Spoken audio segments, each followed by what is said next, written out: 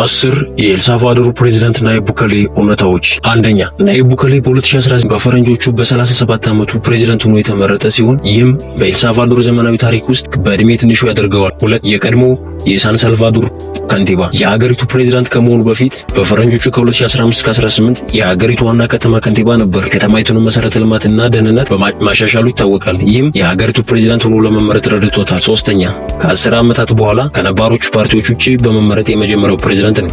በሀገሪቱ ታሪክ ከአሪያና ከኤፍኤም ሊን ውጪ ፕሬዝዳንት ተመርጦ ያውቅም ነበር። ነገር ግን ከዓመታት በኋላ ይህንን ታሪክ በናይብ ቡኬሌ ተሰብሯል። አራተኛ፣ የቢትኮይን ተከራካሪ እንደ አውሮፓውያን አቆጣጠር በ2021 ቢትኮይንን የሀገሪቱ ህጋዊ መገበያያ በማድረግ በዓለም የመጀመሪያው ነው። አምስተኛ፣ ከፍተኛ ቁጥር ያላቸውን ጋንጎች በማሰርና ሀገሪቱ ምንም ቱሪስት ከማይሄድባት ወደ የዓለማችን ሁለተኛ የቱሪስት መዳረሻነት ቀይሯል። ስድስተኛ፣ በዓለም ታዋቂ መሪዎች ውስጥ ከሆኑት ከ80% በላይ ያገኘ መሪ ነው። ሰባተኛ፣ የማህበራዊ ሚዲያ ፕሬዝዳንት ነው። ሀገሪቱ የምታወጣቸውን ፖሊሲዎችና ሌሎች መረጃዎች በቀጥታ በትዊተር ገጹ ላይ በማስተላለፍ ይታወቃል። በተባበሩት መንግስታት ድርጅት ስብሰባ ላይ ንግግር እንዲያደርግ ሲጋበዝ በመጀመሪያ ሰልፊ በመነሳት ይህም በዓለም ላይ መነጋገሪያ አድርጎት ነበር። ስምንተኛ፣ በዓለማችን ትልቁን እስር ቤት የገነባ ነው። የእስር ቤቱም ስም ሲኮት ሲሆን ከ70 ሺህ በላይ እስረኞችን የያዘ ነው። ዘጠነኛ፣ የዘር ሐረጉ ከፍልስጤም ይመዝዛል። አስረኛ፣ ቀለል ያለ የኑሮ ዘይቤ ይከተላል። የዩቲዩብ ቻናሌን ሰብስክራይብ እንዲሁም ቪዲዮ ላይክ ማድረግ እንዳትረሱ።